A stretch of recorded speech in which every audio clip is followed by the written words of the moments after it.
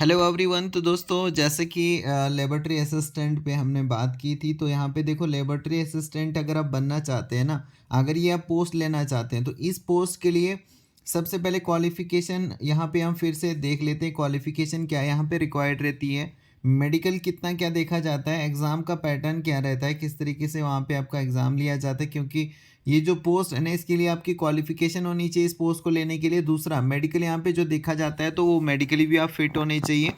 और फ़ीस भी हम यहाँ पे बात करेंगे कि फ़ीस यहाँ पर कितनी क्या रिक्वायर्ड रहती है। अगर आप लेबोरेटरी असिस्टेंट का जो फॉर्म है वो अगर आप लगाते हैं तो फ़ीस क्या लगती है, सिलेबस वगैरह क्या रहता है, क्योंकि सिलेबस अगर आपको पता होगा ना, तैयार होगा, तो फिर आपको ये पोस्ट लेने के लिए आसानी हो जाएगी, क्योंकि आप प्रिपेयर होकर चलेंगे पहले से ही, तो ये पोस्ट लेने में आपको कोई परेशानी कोई दिक्कत नहीं होगी। तो इसके बारे में हम यहाँ पे देखने वाले हैं। तो सबसे पहले दोस्तों हम देखेंगे क्वालिफिकेशन, लेब असिस्टेंट की जो पोस्ट है इसमें क्वालिफिकेशन क्या रहती है। ठीक है, ये जो पोस्ट है दोस्तों लेबोरेटरी असिस्टेंट की, ये यहाँ पे भारतीय रेलवे की ओर से, यहाँ पे इंडियन रेलवे की ओर से यहाँ पे रिलीज़ की जाती है, आरआरबी की ओर से यहाँ पर ये पोस्ट जो है रिलीज़ की जाती है। और हर साल ये पोस्टें आपको देखने को मिल जाएगी। अभी हम आगे चलकर देखेंगे कि कब ये पोस्टें जो है रिलीज़ की जाएंगी। ठीक है, तो सबसे पहले देखो क्वालिफिकेशन। तो क्वालिफिकेशन यहाँ पे क्या रखा गया है, ट्वेल्थ पास। ट्वेल्थ आपका होना चाहिए साइंस में, और साथ में दोस्तों यहाँ पे डिप्लोमा होना चाहिए मेडिकल लैब टेक्नोलॉजी में। ठीक है, यहाँ पे देखो ट्वेल्थ इन साइंस प्लस होना चाहिए diploma in medical laboratory DMLT laboratory technology, and DMLT का आपके पास डिप्लोमा होना चाहिए। ओके, तो ये हो गया दोस्तों ट्वेल्थ। एक तो आप साइंस में हो प्लस डिप्लोमा आपका हो मेडिकल लैब टेक्नोलॉजी में, या फिर दोस्तों डिप्लोमा अगर आपके पास नहीं है तो फिर यहाँ पे होना चाहिए सर्टिफिकेट कोर्स आपने किया होना चाहिए मेडिकल लैब टेक्नोलॉजी में, और ये आपके पास क्वालिफिकेशन होनी चाहिए। समझ में आ रहा है। और कोर्स जो आपने किया होना चाहिए, मतलब जैसे डिप्लोमा आपका हो या सर्टिफिकेट कोर्स हो, ये कम से कम यहाँ पे दोस्तों एक तो रिकॉग्नाइज यूनिवर्सिटी से होना चाहिए, मतलब रिकॉग्नाइज कहीं से आपने किया हो बोर्ड से। और दूसरा दोस्तों यहाँ पे जो है ना, इसका ड्यूरेशन कम से कम 1 साल का होना चाहिए। देखो यहाँ पे the duration of the course is at least, कम से कम 1 साल का होना चाहिए duration. During the course the candidate should have done the training on full time basis. और जब जब आपका ये डिप्लोमा आपने किया हो ना, या सर्टिफिकेट कोर्स आपने किया हो, उस टाइम आपने ऐसा नहीं हो कि कहीं से डिस्टेंस में किया हो, ये अपने फुल टाइम का किया होना चाहिए। समझ में आ रहा है, मतलब आपने एक तरह से सीखा होना चाहिए। तो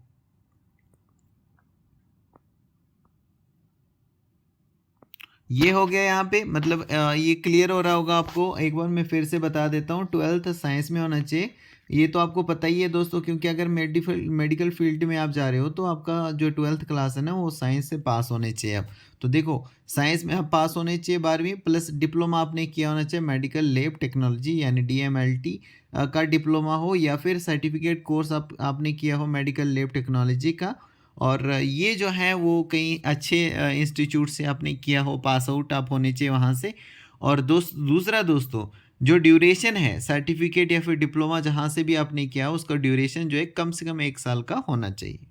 ज़्यादा से ज़्यादा अगर 2 साल का है कोई प्रॉब्लम नहीं है, 1.5 साल का है कोई प्रॉब्लम, लेकिन कम से कम उसका 1 साल का तो होना चाहिए, तब जाके आप यहाँ पे जो है एलिजिबल हैं अप्लाई करने के लिए। ठीक है, और कोर्स आपने फुल टाइम का किया हो, रेगुलर बेसिस पर, मतलब वहाँ पे आप गए हों, आपने सीखा हो, इस तरीके से होना चाहिए, डिस्टेंस वगैरह से नहीं होना चाहिए। क्लियर हो गया। अब यहाँ पे नेक्स्ट जो है यहाँ पे देख लो, अगर आप यहाँ पर जो है लेफ्ट जो टेक्नोलॉजी है, ये जो पोस्ट है, अगर आप इसको लेना चाहते हैं भारतीय रेलवे में, अगर ये पोस्ट आप लेना चाहते हैं दोस्तों, तो सिलेबस आप यहाँ पे देखो। सिलेबस क्या रहेगा, एक तो रहेगा टेक्निकल वाला पोर्शन। टेक्निकल मतलब जो आपने जिससे डिप्लोमा किया है, सर्टिफिकेट वगैरह किया है, तो वहाँ पे आपने पढ़ा होगा ना दोस्तों। तो वो जो है ना, वहाँ से आपको ज़्यादा क्वेश्चन पूछे जाएंगे। देखो यहाँ पे बताया गया इन्होंने, anatomy, physiology, biochemistry, fundamentals of medical laboratory technology, microbiology, clinical biochemistry, pathology. इस तरीके से यहाँ पे देखो हिस्टोपैथोलॉजी, हीमोटोलॉजी एंड ब्लड बैंक, और ब्लड एंड बैंक। ठीक है, तो ये कुछ यहाँ पे टॉपिक्स बताए गए हैं, आप देख सकते हो दोस्तों। ये जो सिलेबस है ना, यहाँ से सबसे ज़्यादा क्वेश्चन पूछे जाएंगे। कितने? 70 क्वेश्चंस आपको पूछे जाएंगे, प्लस 30 क्वेश्चन अलग से पूछे जाएंगे। तो वो जो 30 क्वेश्चन है ना, वो पूछे जाएंगे दोस्तों जनरल अरिथमेटिक से, जनरल इंटेलिजेंस और रीजनिंग से, जनरल अवेयरनेस से और जनरल साइंस से।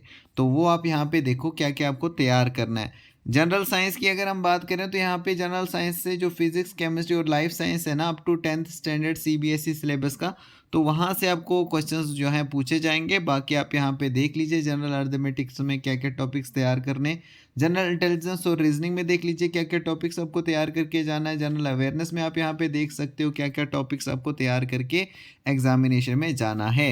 ठीक है, 100 क्वेश्चंस आपको पूछे जाएंगे और कंप्यूटर बेस्ड जो है आपका एग्ज़ाम रहेगा। कंप्यूटर पे आपको एग्ज़ाम देना पड़ेगा। 100 क्वेश्चंस पूछे जाएंगे, 100 मार्क्स के रहेंगे दोस्तों। इसका मतलब क्या है, एक क्वेश्चन आपका 1 नंबर का यहाँ पे होने वाला है।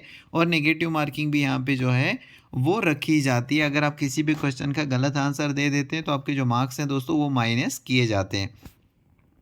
इसके अलावा दोस्तों अगर हम फीस की बात करें तो फीस आप यहाँ पे देख लो। SC ST, ex serviceman, PW BD, females, transgender, minority या फिर इकोनॉमिकली बैकवर्ड क्लासेस से जो आते हैं दोस्तों, उनको 250 रुपये की फ़ीस है, जो कि आपको वापस मिल जाएगी जैसे आप यहाँ पे CBT में अपीयर हो जाओगे। मतलब जैसे ही आप कंप्यूटर बेस्ड टेस्ट देने के लिए जाओगे ना, वैसे आपको ये फ़ीस जो है रिफंड हो जाएगी। लेकिन आपको एग्ज़ाम जो फॉर्म है ना, उस टाइम पर आपको ये फ़ीस जो है पे करनी है। पे कैसे करनी है, तो ऑनलाइन मोड से ही आपको ये पे करनी होती है, जैसे इंटरनेट बैंकिंग, डेबिट या क्रेडिट कार्ड या यूपीआई के थ्रू जो है आप फीस पेमेंट कर सकते हैं।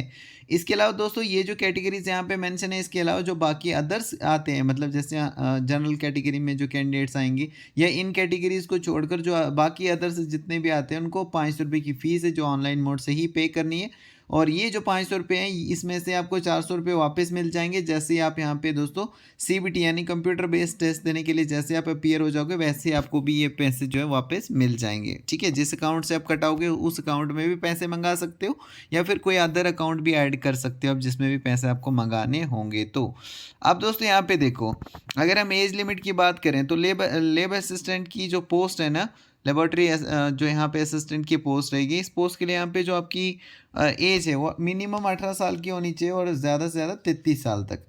ठीक है, ये जनरल कैटेगरी मतलब अनरिजर्व कैटेगरी में मिनिमम 18 साल और मैक्सिमम 33 साल तक अगर आपकी एज आती है तो आप अप्लाई कर सकते हो। इसके अलावा अगर कोई कैटेगरी में आप बिलोंग करते हो तो आपको फर्दर रिलैक्सेशन देखने को मिल जाता है। और यहाँ पे +3 जो यहाँ पे लिखा गया ना, ये +3 क्यों लिखा गया है, तो +3 इसलिए लिखा गया है दोस्तों क्योंकि 2024 में जो नोटिफिकेशन रिलीज़ किया ना, इसमें रेलवे की ओर से सभी पोस्टों के लिए 3 साल एक्स्ट्रा दिए गए थे अनरिजर्व कैटेगरी में। मतलब 18 साल से लेकर 36 साल तक जिनकी भी एज आती है अनरिजर्व कैटेगरी में, वो अप्लाई कर सकते थे। वो इसलिए दिया गया था दोस्तों यहाँ पे रिलैक्सेशन, क्योंकि काफ़ी देर से रेलवे की ओर से पोस्टें रिलीज़ नहीं की गई थी ड्यू टू कोविड-19 जो पैंडेमिक था, वो आप जानते हैं दोस्तों। तो उस महामारी की वजह से यहाँ पे जो है ना, काफ़ी देर से पोस्ट रिलीज़ नहीं की गई थी भारतीय रेलवे की ओर से। इसलिए यहाँ पे बताया गया था कि 18 साल से 36 साल तक अनरिजर्व कैटेगरी में अगर आप आते हैं तो आप भी अप्लाई कर सकते हैं। मतलब 3 साल थोड़े से छूट दी गई थी, लेकिन आगे से जो है ना, जब भी आप अप्लाई करोगे 18 साल मिनिमम और 33 साल मैक्सिमम यहाँ पे एज जो है वो देखी जाएगी। अब दोस्तों यहाँ पे देखो, ये जो पोस्ट है ना, इसके लिए यहाँ पे मेडिकल भी यहाँ पे देखा जाता है। तो मेडिकल कितना होता है, B1 का मेडिकल होता है। कितना होता है, B1 का मेडिकल। B1 के मेडिकल में क्या देखा जाता है, एक तो डिस्टेंस विजन देखी जाती है। डिस्टेंस विजन में भी क्या देखा जाता है, 6/9 6/12 का विद या विदाउट ग्लासेस यहाँ पे देखा जाता है। और पावर ऑफ लेंस जो होती है ना, वो एक्सीड नहीं होनी चाहिए 4 डायमीटर से। ये हो गया डिस्टेंस विजन में। अब पास की जो विजन है, इसकी अगर हम बात करें तो पास की विजन में देखा जाता है SN 0.6 विद या फिर विदाउट ग्लासेस होना चाहिए जब यहाँ पे रीडिंग या फिर क्लोज जो वर्क है वो यहाँ पे रिक्वायर्ड रहेगा। और आपको पास टेस्ट भी यहाँ पे पास करना है, और ये ज़रूरी टेस्ट पास करना है दोस्तों। कौन सा टेस्ट है, कलर विजन का, बाइनोक्यूलर विजन का और नाइट विजन और मैसोफिक विजन का यहाँ पे जो है ना, ये टेस्ट जो है आपको मस्ट पास करने होंगे। ठीक है दोस्तों, तो ये कुछ यहाँ पे जो है वो देखा जाता है मेडिकल जो है दोस्तों इस पोस्ट के लिए। तो ये होता है B1 का मेडिकल। तो होप करता हूँ दोस्तों कि आपको ये जो यहाँ पे इंफॉर्मेशन है ये हेल्पफुल लगी होगी, और इस तरह की और भी जो इन्फॉर्मेटिव वीडियोस हैं उनका नोटिफिकेशन पाने के लिए चैनल को आप सब्सक्राइब करके रख सकते हैं, बेल आइकन पर प्रेस करके रख सकते हैं, ताकि दोस्तों वीडियो का नोटिफिकेशन आपको टाइमली मिल सके। दोस्तों आप सबका बहुत बहुत थैंक यू।